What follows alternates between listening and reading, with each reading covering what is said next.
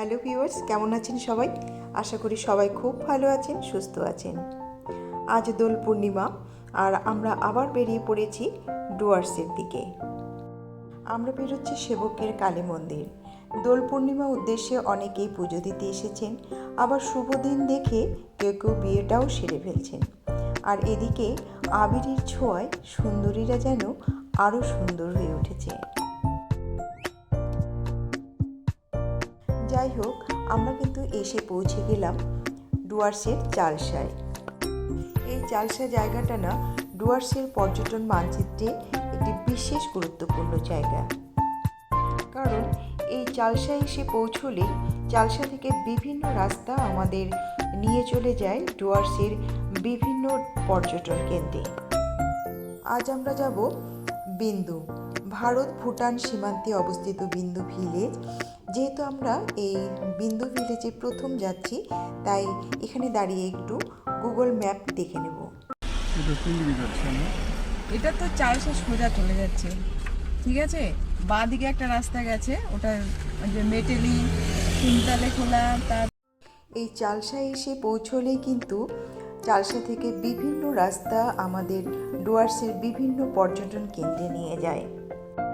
একদিকে যেমন রয়েছে লাটাগুড়ি মূর্তি, আবার অন্য সাইডে রয়েছে মেটেলি হয়ে সামসিং, রকি আইল্যান্ড, আরও অনেক পর্যটন কেন্দ্র। আমাদের এগোতে হবে সোজা রাস্তা ধরে। আমরা এগোচ্ছি চাপড়ামারি বন্যপ্রাণী অভয়ারণ্যের মাঝখান দিয়ে। এই রাস্তায় আমরা মাঝে মাঝেই আসি, কারণ আমার দিদির বাড়ি কোচবিহার।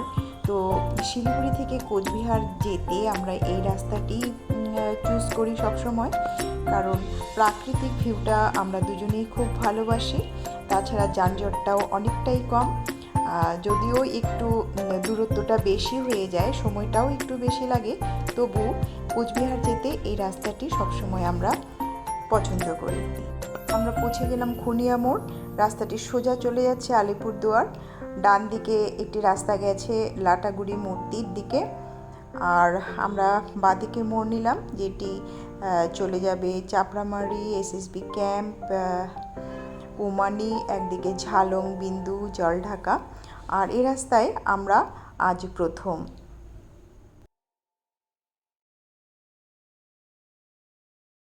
আর এই যে রাস্তাটি ধরে এগোচ্ছি, এটি হচ্ছে কুমানি রোড।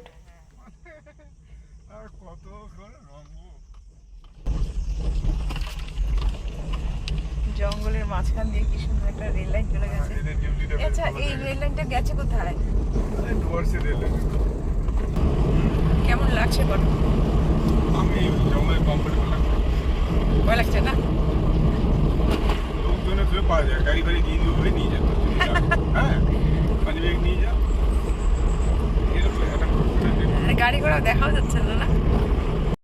অনেকটা পথ আমরা এই জঙ্গলের ভেতর দিয়েই এগোচ্ছি। আর এই এগোতে এগোতে একটি ব্যাপার হাড়ে হাড়ে উপলব্ধি করছি। এই নতুন পথে জঙ্গলের ভেতর দিয়ে একা আসাটা আমাদের একেবারেই ঠিক হয়নি। কম করে 2-3টে গাড়ি একসাথে এলে এই ভয়ের অনুভূতিটা থাকতো না।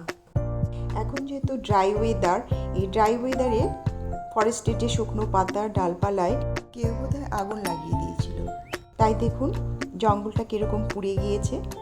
আর এইরকম দৃশ্য দেখতে দেখতে আমরা অনেকটাই পথ এগিয়ে এলাম। খুনিয়া মোড় থেকে কুমানি মোড় কিন্তু মাত্র 12 কিলোমিটার, কিন্তু আমরা যেহেতু এই রাস্তায় প্রথম আর জঙ্গলের ভেতর দিয়ে এগোচ্ছি একা, তাই এই সময়টা না অনেকটা দীর্ঘ মনে হচ্ছে।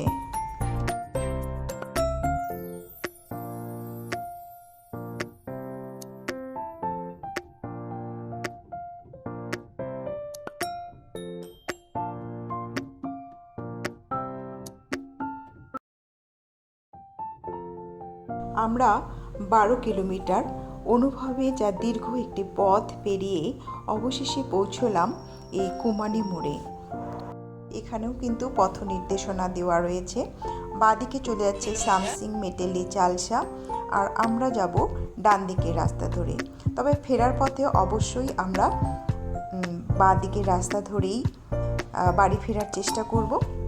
আর আপাতত আমরা ডান দিকের রাস্তা ধরে এগোচ্ছি বিন্দুর দিকে।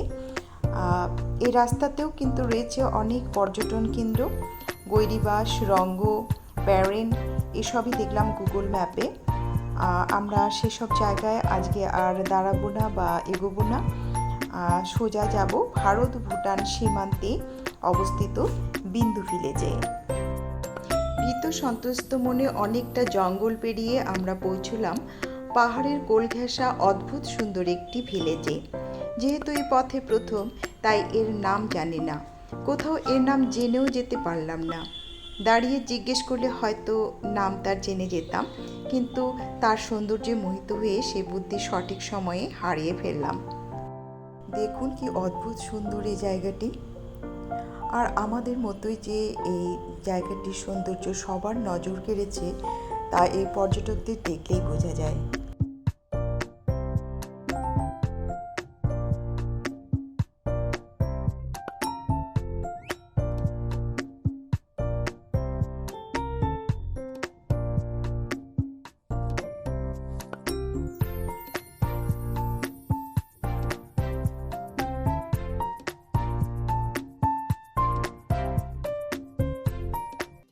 Driving towards northwest, as already in the cardinal direction it gives to me.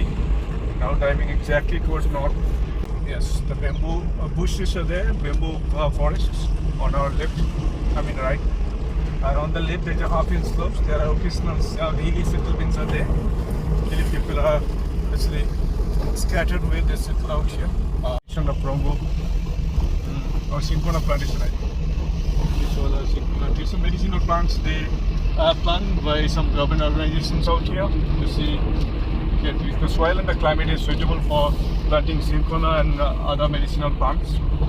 So in another greenhouse, another set of greenhouse, they plant certain kind of medicinal plants out here. It has a huge medical importance. So this weather and soil quality permits and suitable for growing some medicinal plants here, which we now have to move. এখানে আবার confused কোন দিকে যাব। दिदी बिन्दु कता यही ल अब त्यो मात्र कता जान्छ रङको है ल ल थ्याङ्क यू পেছনে ফেলে এলাম রঙ্গ যাওয়ার পথ। কিছুটা এগোতেই দেখছি প্রচুর গাড়ি, আর পর্যটকেরা সব গাড়ি থেকে নেমে রাস্তার ধারে দাঁড়িয়ে পড়েছে। নিচে বয়ে চলা জল ঢাকা নদী আর তাকে ঘিরে প্রাকৃতিক ভিউটা যে অসাধারণ হবে তার বুঝতে বাকি রইল না। অবশেষে দীর্ঘ অপেক্ষার পর বিন্দুর শেষ পথ নির্দেশনা চোখে পড়ল।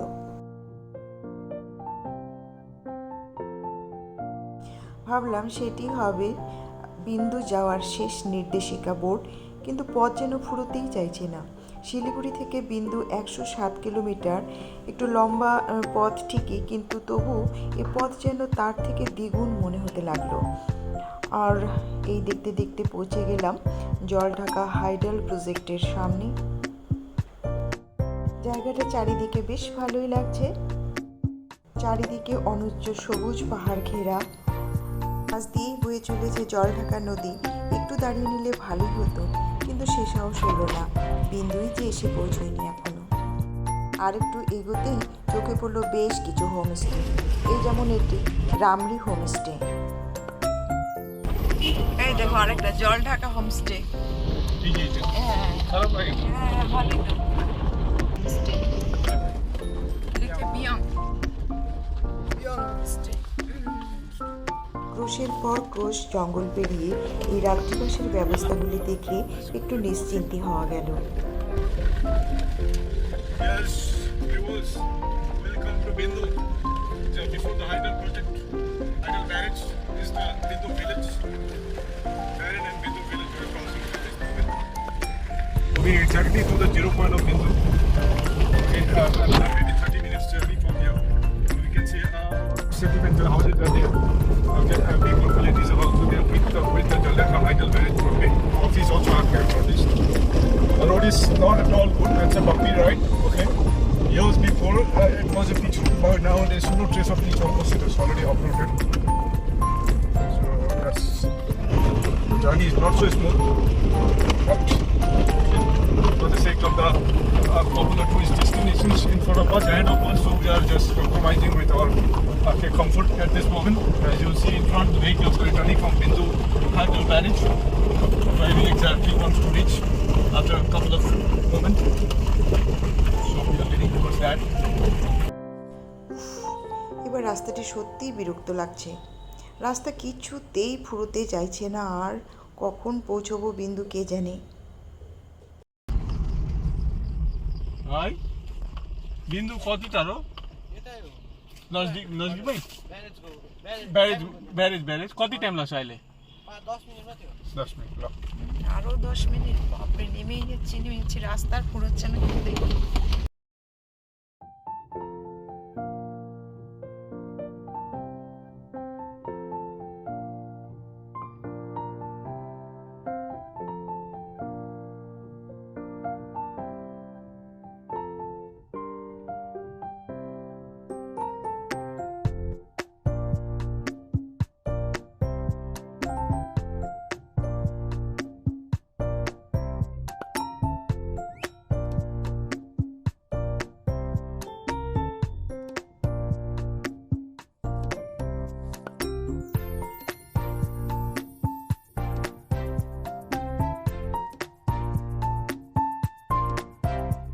অবশেষে দীর্ঘ গাড়ির লাইন দেখে বুঝতে পারলাম আমরা 0 পয়েন্ট অর্থাৎ ভারত ভুটান সীমান্তে বিন্দুতে এসে পৌঁছে গেছি। কিন্তু গাড়ি পার্কিংয়ে একটু সমস্যায় পড়ব মনে হচ্ছে। এইখানে একটু খালি জায়গা রয়েছে, এখানে কি দাঁড় করানো যাবে? দাঁড়াতে তো দিল না। দেখি সামনের দিকে এগোতে থাকি, কোথায় পার্কিং পাওয়া যায়।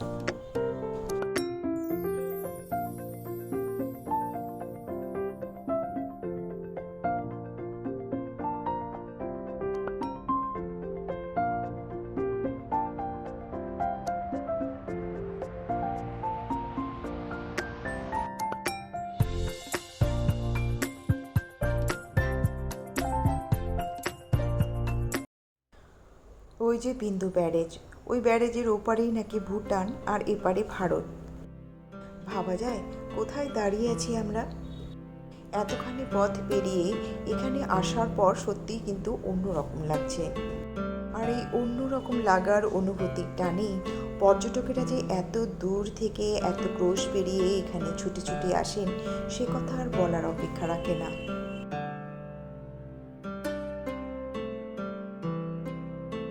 এখন ড্রাই সিজন, তাই নদীতে জল নেই, কিন্তু বর্ষার সময় এই নদীটার চেহারা কেমন হবে বলুন তো। আর তার কথা বলার যে সুর সেটিই বা কেমন হবে। আর যেখানে সেখানে একটু আধটু জল ধীর পায়ে গুনগুনিয়ে এগিয়ে যাওয়ার চেষ্টা করছে।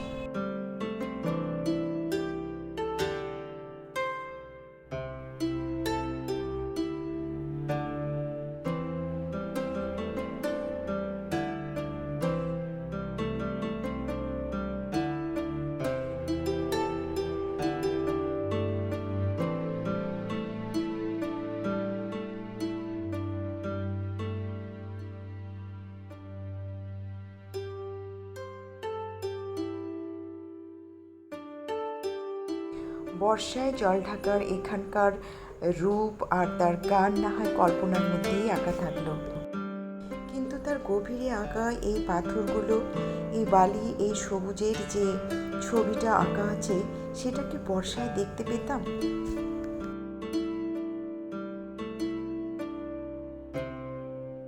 সব কিছুর মিলমিশেলের এই ছবি আমার কিন্তু দুর্দান্ত লাগলো, অসাধারণ লাগলো।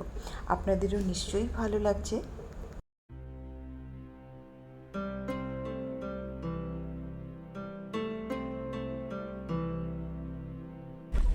দেখুন রাস্তায় কি সুন্দর প্রচুর দোকান, চকলেট চকলেট চকলেট প্রচুর, চকলেটের খুব দোকান আছে। বিন্দু শুধু এক বিন্দু নয়, বিন্দু বিন্দু সৌন্দর্যে ভরপুর ভারতের এক বিন্দু সীমান্ত ছুঁয়ে আমরা ফিরছি। সৌন্দর্যের অন্য এক বিন্দু তাদের পশারি সাজিয়ে কেবলই হাত দিয়েই চলেছে।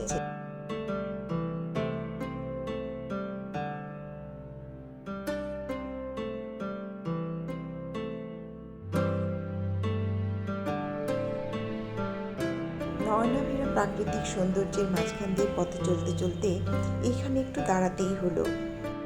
কেন দাঁড়াতে হলো সে হয়তো আপনারা বুঝতেই পারছেন।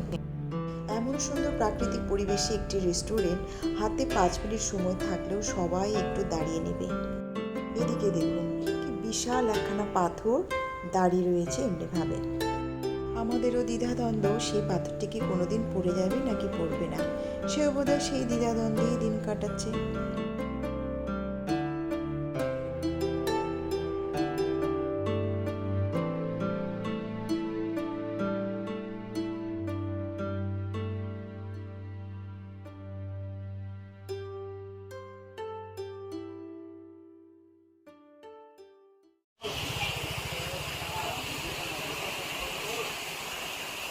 তো আমরা এখানে জিজ্ঞেস করলাম, চা পাওয়া যায় না, এখানে সব লাঞ্চ। আর আমরা যেহেতু লাঞ্চটা করে এসেছি, অতএব লাঞ্চ আর আমরা করবো না এখানে। তো এই রেস্টুরেন্টটা থেকেই আমি আপনাদের এই প্রাকৃতিক সৌন্দর্যটা একটু দেখাতে চাই। একটা বিশাল পাথর, কি সুন্দর যে লাগছে না এখান থেকে, দারুণ লাগছে।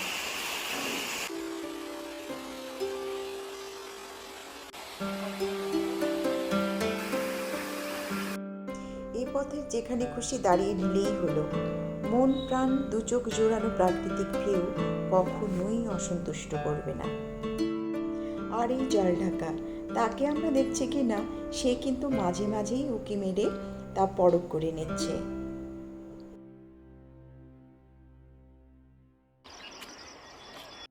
বিন্দু, ঝালং, প্যারেন, জলঢাকা আর জঙ্গল সমস্ত কিছু পেরিয়ে আমরা যখন কুমানি থেকে চালসার পথ ধরলাম, সবুজ চা বাগানের মাঝখানে সূর্যটা আমাদের বিদায় জানাচ্ছে।